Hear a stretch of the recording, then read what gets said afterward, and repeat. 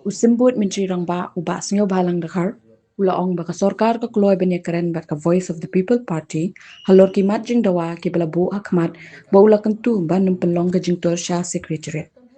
Usimbut Menteri Rangba ula ong baling ba ki MLE ki bala jit ki paidbah, ki day maki banya keren baka sorkar, ba am da donkam banya lami ki paidbah, kat man ki mat ki baday ban pesngaw sya ka sorkar.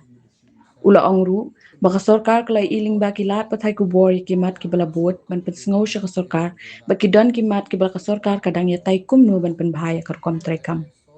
Kumta uba adakhar, ula ong baka jingkhang jong ka sorkar kan play banya keren haka bayatay, bat kinuki nuki mat baka sorkar kan don hang ni basngap, bat syakri ki paidbah ka jala. They are going to march the secretariat and say something, but actually, no need for them to march. They can come and submit a memorandum nicely to the chief minister, can have a dialogue and discuss. That usually how we run the governments. Obviously, if there is any public issues, any urgent issues from any political party has a right to meet the chief minister in a proper way or the government.